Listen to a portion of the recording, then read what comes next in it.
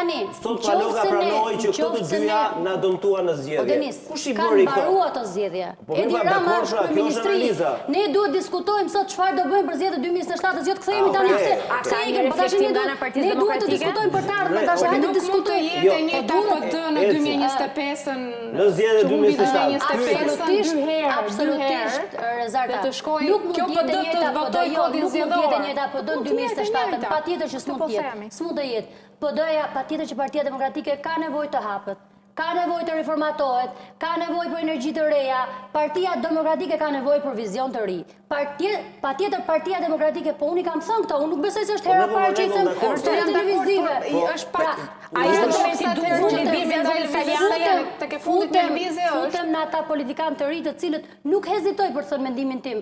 Arnoldi mos ja ashtu pranë meje, edhe brenda forumeve aty komitet, po edhe brenda forumeve të partisë time, unë i them mendimet e mia, patjetër.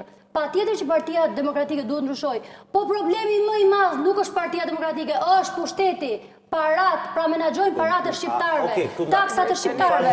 Pra një kryeministër, jo zonjë Balluku, ti ke 2 zëvendëskryeministra të cilët kanë shkuar në drejtim paditur. Ti ke një kabinet qeveritar që i ka në burgun e Durrësit. Ti ke kryetar bashkisë që shkojnë në më fal. Çfarë duhet bëjnë njerëzit? Duhet të nxjerrin syt Ballukut. Ku jetojmë ne? Se vend demokratik nuk është. Nuk mundet pra gjithë hajdutët nuk mundet që të jenë gjithë hajdutët duke drejtuar parat e shqiptarëve. Dhe mua më shqetësojnë taksat e shqiptarëve të drejtohen nga telefoni.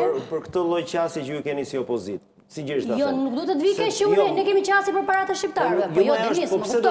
Parat e shqiptarëve, po patjetër.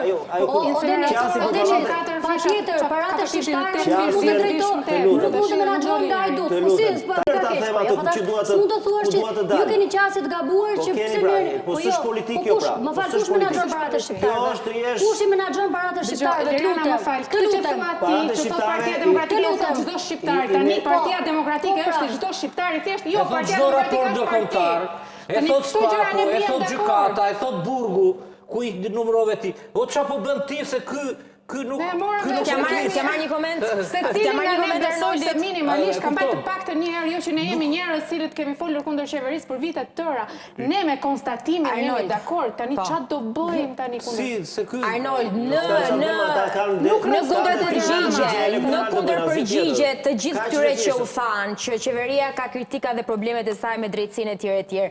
Me faktin që tha edhe zonja Kuçana dhe zoti Hoxha që Partia Demokratike duhet të reformatohet, duhet të reflektojë, të analizohet, të ndryshojë nga reformimi, të ndryshojë kryetari